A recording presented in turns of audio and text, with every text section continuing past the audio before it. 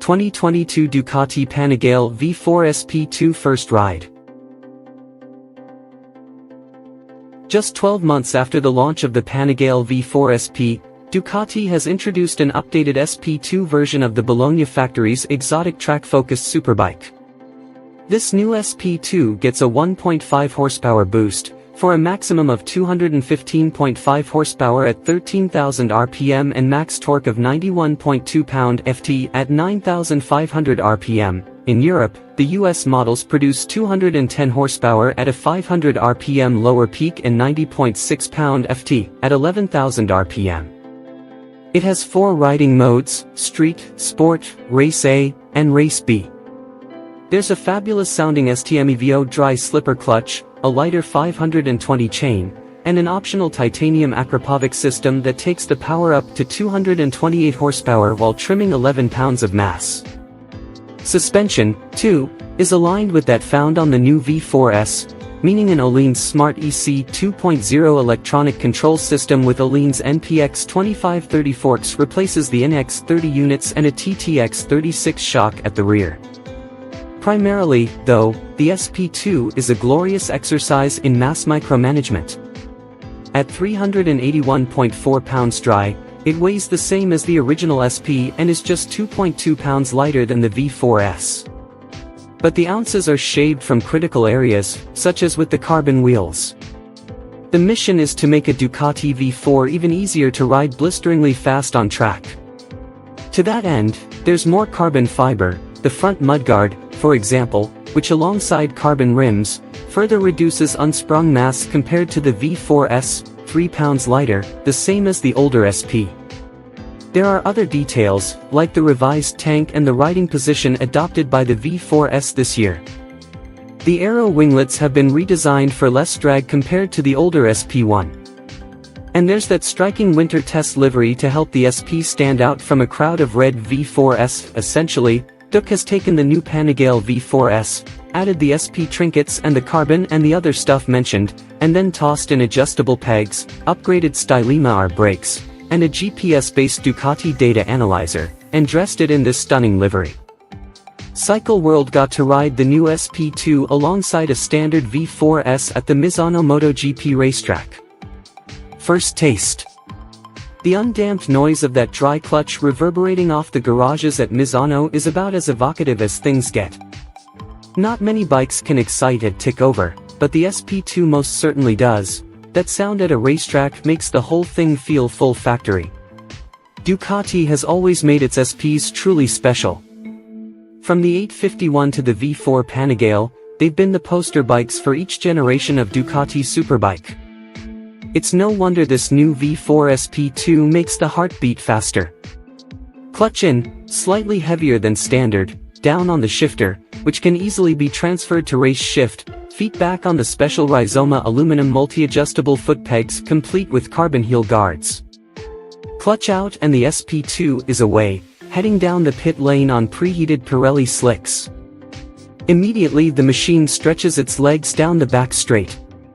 Even when not up to speed, upshifting at around 12,000 rpm, well before the red line, it's still arm-ripping quick.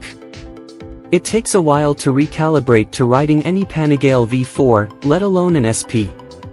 Power delivery is identical to the standard model. Race B mode, which restricts torque in the lower gears, seems about right for a 97-degree day at Misano. Race A and full power is a little too aggressive, especially in such heat. Super sharp track specialists might disagree and want even more power. This can be achieved by fitting the Akrapovic exhaust system. But even the standard power output will make running most circuits feel like flying a jet fighter around a supermarket parking lot. Our test was conducted on a Pirelli track day, right after the WSBK round. The Pro Group is mainly 1,000 cubic centimeters race bikes with dedicated gearing, yet the Panigale SP2 has no problems keeping up, on occasion pulling out of the slipstream and cruising past.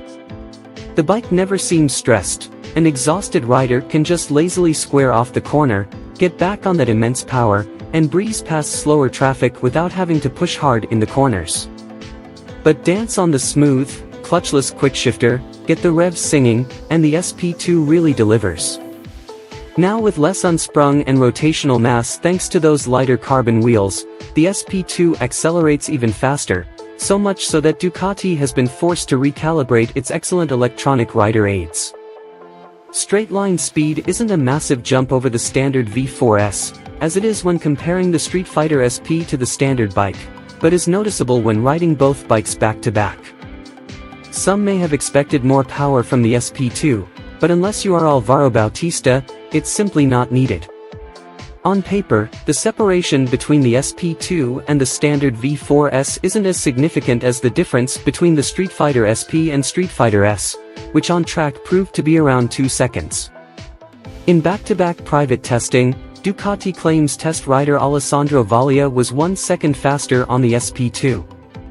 As both the V4S and the sp2 use the same engine, the difference in lap times is purely down to handling. To be fair, it is hard to criticize the standard V4S, Ducati's recent improvements have been significant. Yet the changes to the sp2 put this panigale on another level. The speed at which it turns, especially during fast direction changes, and the accuracy of its line take this motorcycle into its own class. In the very fast and scary 4th and 5th gear turns toward the end of the lap, the sp2 felt like it could carry more corner speed every time, pinging from apex curb to exit curb and back to apex curb with such precision it was no more than a few millimeters different each lap, despite doing over 150 miles per hour. The first, ultra-technical section of Misano is all about clipping false apexes, letting the bike drift wide, then pulling it back into the corner proper. Clean exits are crucial, and none more so than coming out of turn 6. Again, the sp2 felt easier to manage than the V4S, flowing and running over the curb on the exit with confidence.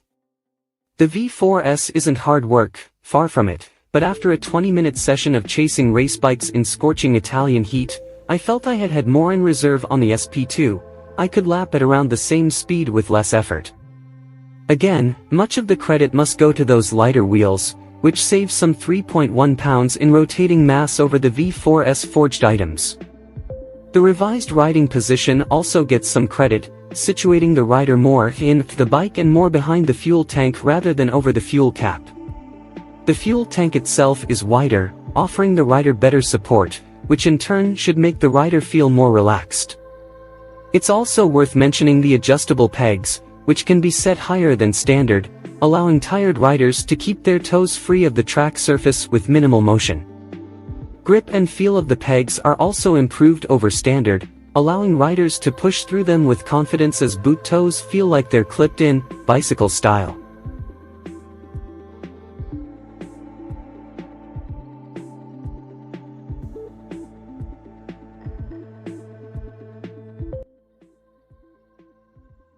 Thanks for watching. Drop a like, leave a comment, and don't forget to subscribe to watch more videos like this.